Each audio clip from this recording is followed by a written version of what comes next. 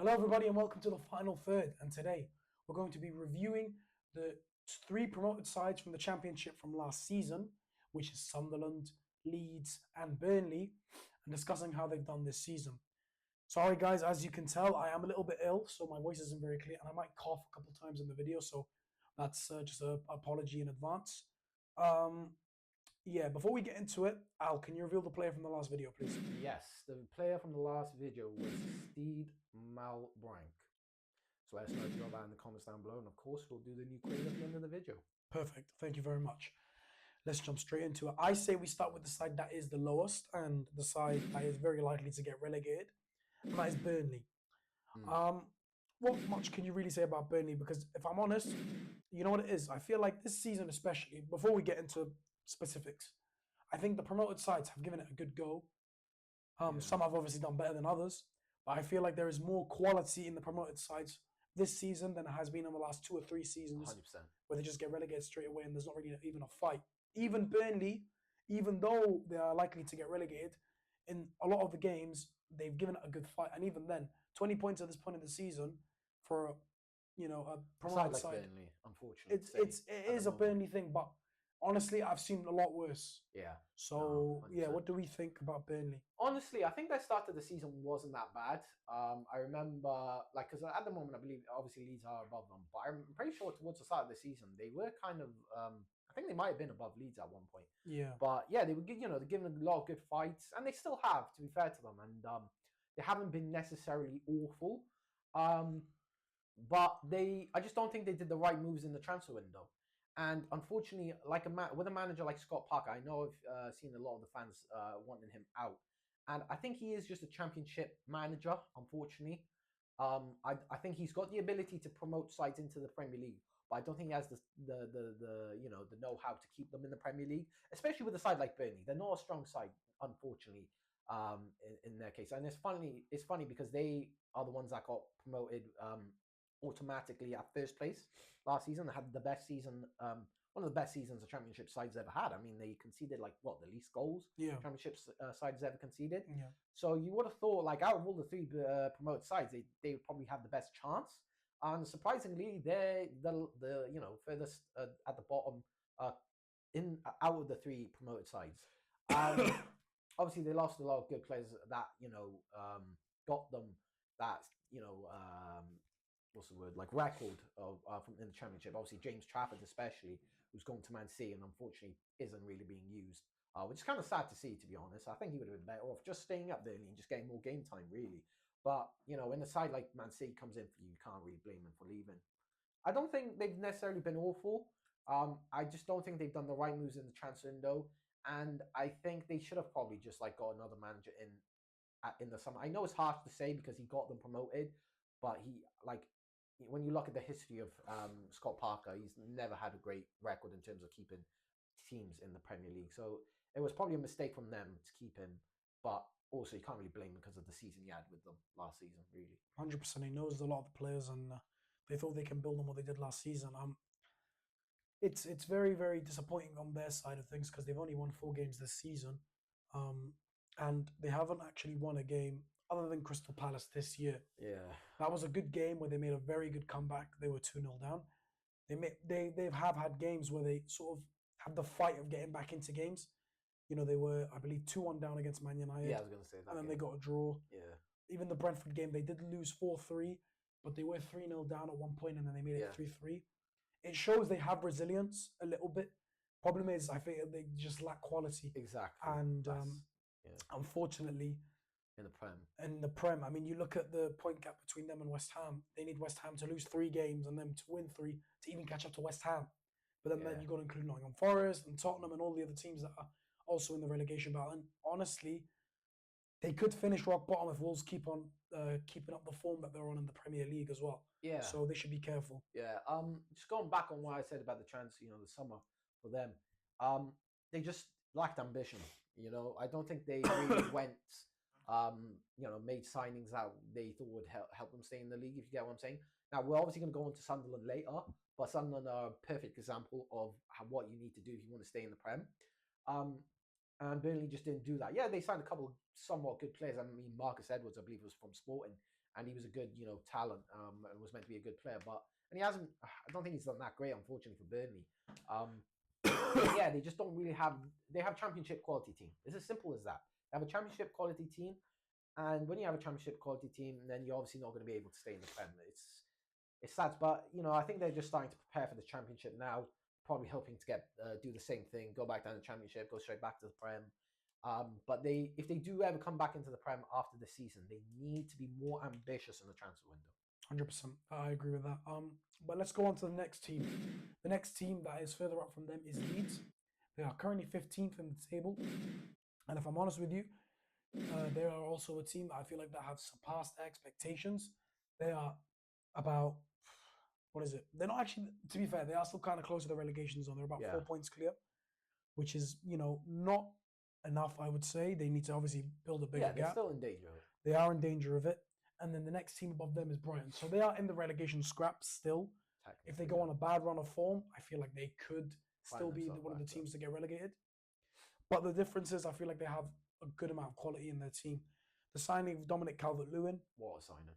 Unbelievable signing. And, I think he's been one of the major reasons they've won a lot of games, got a lot of results. He's on a very crazy goal-scoring run. I don't know, like 7 or 8 games in a row. Like that, scoring. And, goals win you games, as is known. Sounds like Michael Owen. Exactly, literally. But yeah, no, you got to give credit to Leeds in the sense that they have part of a fight. Realistically, yeah, but they've made their two main signings was the goalkeeper, and the striker, and those are the ones that I feel like have been very important for them. I feel like Perry, I think that's how you say it, Perry, has kept them in games a lot. Lucas Perry, the Brazilian. Because Meslier wasn't doing very well for them, it was just, I remember the first season in the Prem, he was amazing, and he was touted to be one of the best young goalkeepers.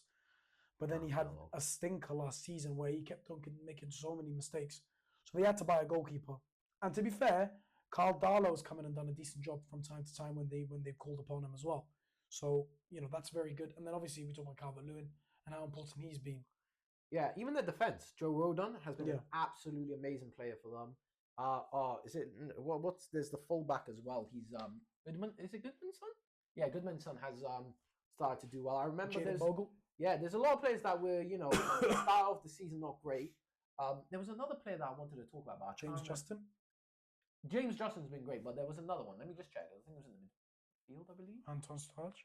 No, not Anton Starch. Give me a sec. I think he might be in the attack. Okafor? Honestly, I can't remember who it was, but they've had players that have turned it around this season for them and have been really key players for the way they've been playing. And obviously the main thing that has helped them recently is Daniel Farke's tactical change. He put them to a back five and switched up the tactics, and ever since then they've found success from it. And I remember because a lot of them wanted Daniel Farke out, and you could understand why, because they weren't doing well and they were in the relegation battle and all this and that. But you got to give credit to him because he's also like another manager similar to Scott Parker. Very well known to get teams into the Premier League but can't keep them there. However, he's starting to look like he might be able to keep them in the Premier League this season, and it's all been from that tactical switch. And I feel like it's made the players play better in this formation and these tactics that he set. And it's just completely transformed the way they've played, and it's they're not only just getting results, but kind of playing good football. It's kind of enjoyable to watch. The defense is pretty solid now that they got 5 back or 3 back, however you want to see it. And the attack, it's just been really good. And Goodman's son's been a very good player. I think he started off the season pretty awful, but turned it around. But they've been really good, Leeds. And I think they should. I think they'll be all right because I feel like they probably have some fixtures that they'll be able to get some points from. So but then again, like you say, they could find themselves in danger of getting relegated still because they're not that far. I think with them, they've done a very good job to be in the position they're in. When you're a promoted side, your aim is to stay in the Premier League, and 100%. They've definitely given it a good shout, and have still got a very big opportunity to stay in the Premier League because they are not in the relegation zone. They are a couple points clear. Even just a couple points in the relegation zone is so important. Where it's a bit different in the top 4 race, where even if you have 4-point gap, the other teams can win very easily and fall out. But these couple points, West Ham, Forest, and Tottenham, Every point matters. Every point matters, and I feel like maybe out of the teams, even though they're in the relegations, I think West Ham are probably the most likely because they're getting wins and building confidence. Where Forest, they got a very good result against Man City, but they're still not the best. And we don't want to. And we can talk about Tot. We've talked about Tottenham a lot. They have been absolutely diabolical this season. So, um, with those teams, Leeds have to be worse than them by a lot to get relegated. Yeah, I get it. Which I don't think that will be the case. So yeah, I feel like Leeds have a very good chance of staying in the league, and it would be nice to see. it would be, not for me, but like as a team and as the players and the manager, you got to give credit where credit's due. So fair play to them. 100%. Let's go on to the team that has outperformed anybody's expectations, Sunderland. At the beginning of the season, we actually thought they'd be, with the way they started, Yeah. you would have thought they would have finished in the top 4, but no. They've fallen off a little bit, but the most important thing is they are still in the race for Europe. In the race for Europe, which is very, very good. And if I'm honest, they're only 3 points off the Conference League places and 4 off the Europa League places, which is very, very good. Yeah, and even that's already they're exceeding expectations to a high standard. Because look, I remember me and Charles, we had them to stay in the league because the ambitious transfer window they had, and that is the main reason they are in the position they are now. Because unlike the other 2 teams who weren't that ambitious in the transfer window, to be fair to Leeds, in January they did make some ambitious signings, which obviously helped them. But you could see the difference between Burnley and Sunderland in terms of their transfer window. You can see that they have the desire to stay in the league with the signings they made. It's very risky because if it doesn't get pulled off, and it happened before with Fulham, then you're stuck in the Championship with players on a lot of money, and it's a very, very risky, thing to do. But at the same time, if you don't do it, then it's very hard to stay in the league. And they've done it, and not only has it been pulled off, they pulled it off, but they pulled it off to another level. They've obviously fighting for Europe now, and if it weren't for AFCON, I reckon they'd still be in the European spots. I think AFCON, because a lot of the players that they signed, and Xhaka's injury as well, but they're still what, 9th? 11th. Still, that's still not far. Like you say, 3 points off as well. But yeah, they've been absolutely brilliant. Like we said, Xhaka probably been one of the best signings, not only just for Sunderland, but even in the Prem, and same with Roofs. Yeah, they've really helped Sunderland just be solid. Obviously, Xhaka coming in with the experience after that season with Leverkusen, Mukiele, just all these players that they've signed, they're top level players. Yeah, I'm quite surprised Sunderland, respectfully, managed to get those over the line, but. The amount of money that they spend from the playoffs. Ambition. Sometimes ambition, really does help. You don't have to be in Europe per se, but if you sell your project enough to the players, the ambition's there to be seen. So, they have a lot of quality and depth, I would say. A lot more depth than the other promoted sides, I would say. Obviously, the AFCON, like you say, did take a hit on them. Yeah. But I think I've heard that AFCON will be moved to the summer from now on, or at least the next one will be in the summer, which is good for them if they stay in the league by that point. So if they can keep on going where they are now, and still continuously keep the form they're on. Are they above Newcastle? They are still above Newcastle, and I just wanted to mention that I did say that even after Newcastle beat Man United, I don't care. Sunderland are still above them, and I feel like Sunderland are probably even more likely because I think Newcastle have a lot of injuries. And they're just not playing great, if I'm being honest. They're not playing great, but I'll be honest, most teams play very well against Man United, so don't let that get too hard, It happens. And obviously your goalkeeper had a masterclass too. But yeah, no, I think Sunderland are a team that will still definitely contention for Europe. And with the squad they have and the quality and depth, I feel like they can definitely achieve that this season. Yeah. I mean, we say this season, why not next season as well? Because no, of course, next season, obviously depending on what they do. Yeah, they can further get more transfers in, really strengthen the squad even further. Yeah, it's really good because this season is going to just help them be able to push on. Because when you get relegated, then a lot of players are going to leave. Because you got and then the money and everything like that. But being able to stay in the Premier League will not only help because you get money for the position you finish in, but to attract players as well into the team. Because first of all, the project they've got, the team they've already got.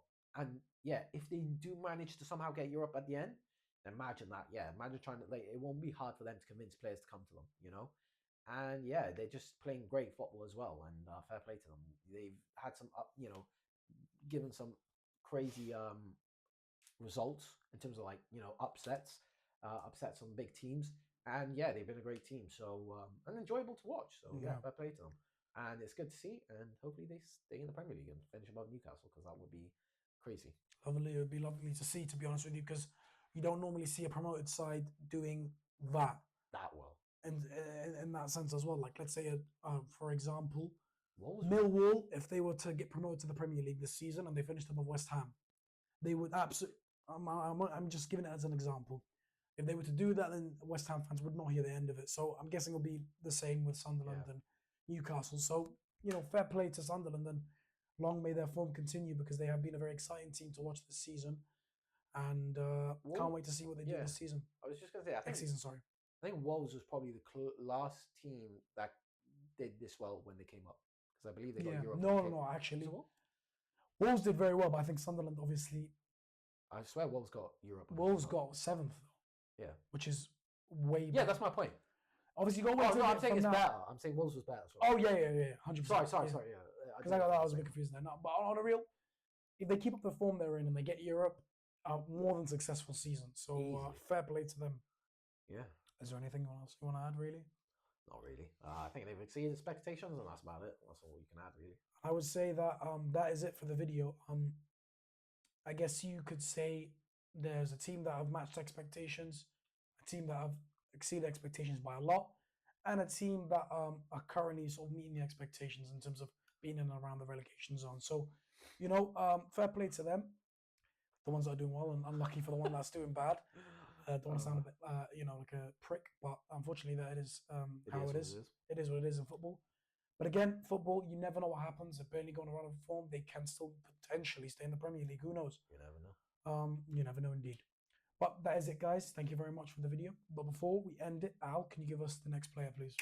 Yes, so let's start with the first fact. Before reaching the Premier League, he won the EFL Championship Player of the Year award in 2006 after scoring over 20 goals for Reading. The second fact, he began his senior career in Ireland with Cork City, where he won the League of Ireland title in 2005 before moving to England. The third fact, he scored on his Premier League debut in a 3-2 win against Middlesbrough during Reading's first ever Premier League season.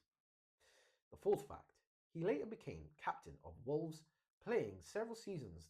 Thereafter, Reading were relegated. Fifth and the final fact, this striker earned over 60 international caps for the Republic of Ireland and played in the UEFA Euro 2012. So let us know if you know who that is in the comments down below, and of course at the start of the next video we'll reveal it. Any Irish fans should probably definitely know who that is. Yeah. But anyway, thank you guys for coming in. Please leave a like, subscribe, turn on your notification bell so you get notified when we upload videos, and we'll see you on the next one. Take care.